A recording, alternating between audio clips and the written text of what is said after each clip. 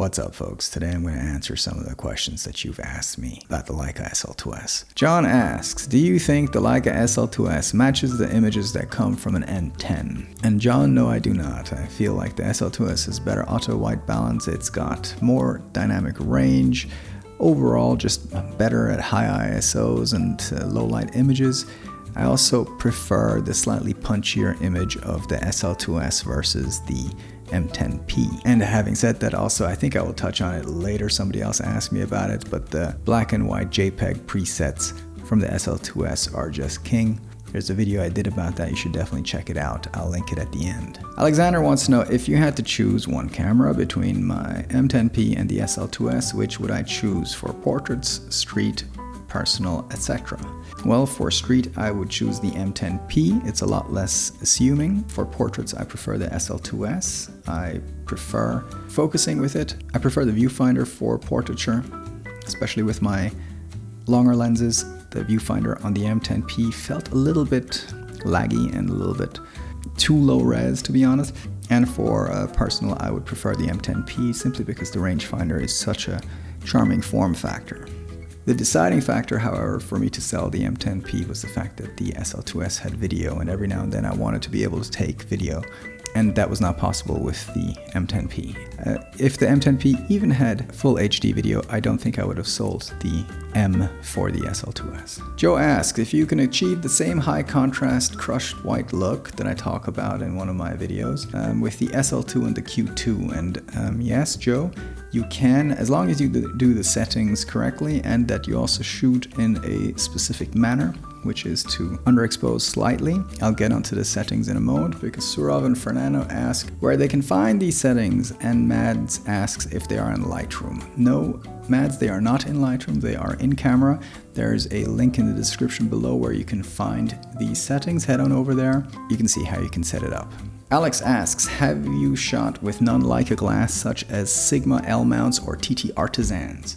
And yes, Alex, I have shot with a lot of non-Leica glass, primarily Voigtlander, Zeiss, Nikon, and Minolta, but not TT Artisans or Sigma L mounts. I think the Sigma L mount, at the very least, the Sigma 35mm art, I'm pretty certain that will adapt quite nicely. That I shot that one extensively on my Canon 5D Mark II, and it's got a very modern character, but it will probably adapt very nicely to the SL2S. I don't know anything about the TT Artisans. I would love to once test out their 50mm 0.95, but they'd have to send that to me.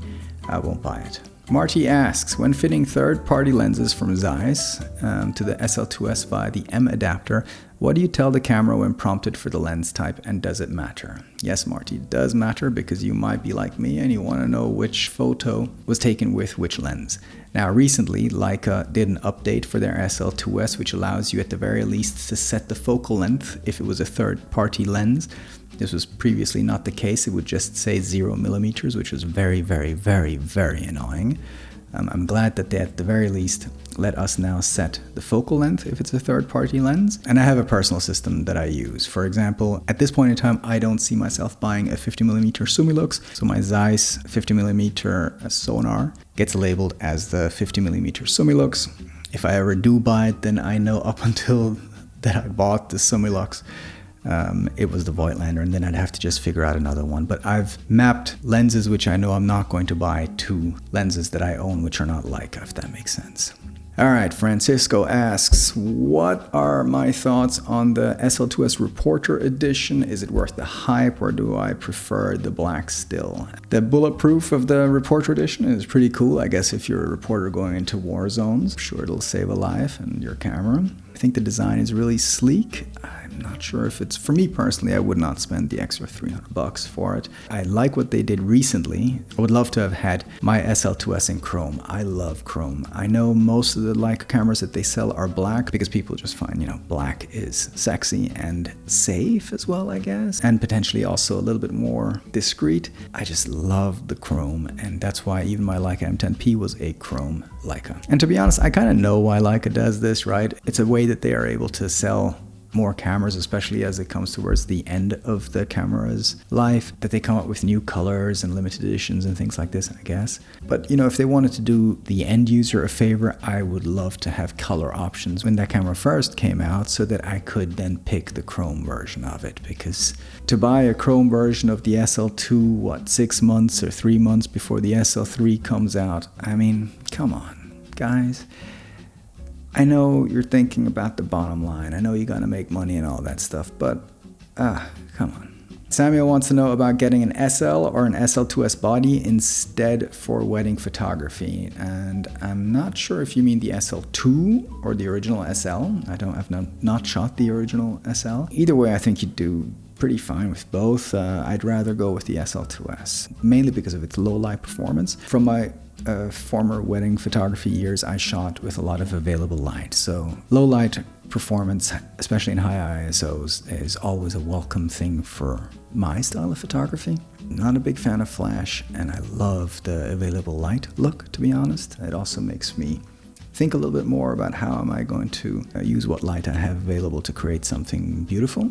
And also, I'd pass on the extra megapixels of the SL2. To be honest, I think 24 megapixels or whatever it is more than enough, even if you crop in and then enlarge and all of this stuff. More megapixels just means more storage, and I don't necessarily see the benefit for wedding photography. And even if for some reason you had to enlarge it massively, Photoshop is pretty advanced in what it can do, and that'd be enough for me.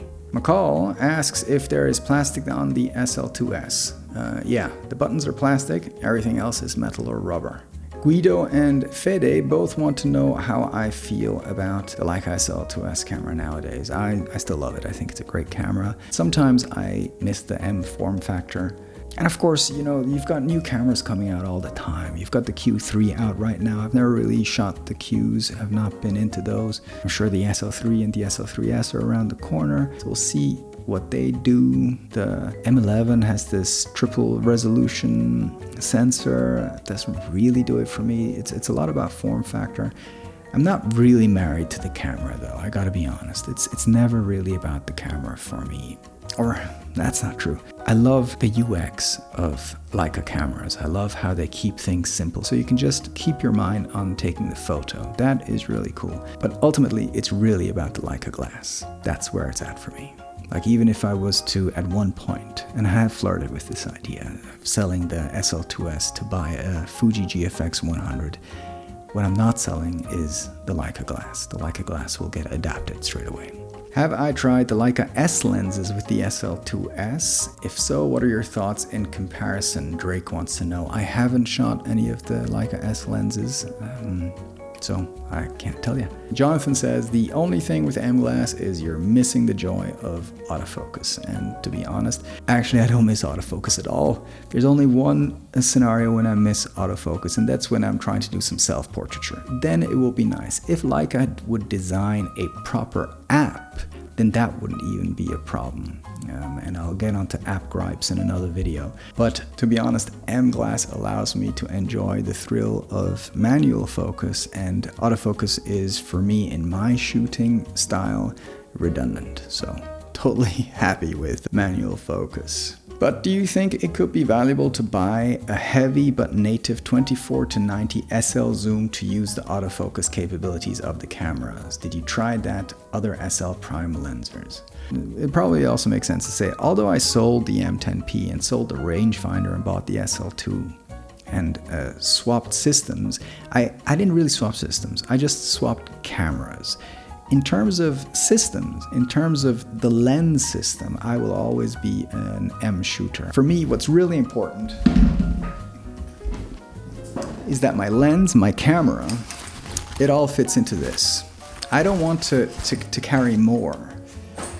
I don't want to have these heavy lenses. I hate zooms. Like, a zoom for filmmaking makes sense for me, right? It allows me to get a lot of different looks very quickly because I need to get a lot of different looks potentially very quickly. But for photography, I prefer to go with 1, 2, 3 primes. I want to have my setup super light. I don't want to have heavy stuff with me. I find that the SL lenses are massive. The autofocus makes the lenses even bigger. They are heavy. I can carry 3 lenses with me in that pouch that produce insane quality, and that is really what makes Leica speak to me so much. To have these small lenses, which are no heavier than a can of Coke, much smaller, and I can carry 2 or 3 of them with me in this little pack here. That is fantastic. So I'm not going to check out the SL Prime lenses. I mean, I would love to test them. I would love to see what they're at. I would love to use them, you know, just from a test point of view. But I don't think I would ever pay money to own them. They don't make sense for the way I want to shoot. So those are all the questions I got about the Leica SL2S. I hope you got something out of it. Take care of yourselves. Talk to you soon.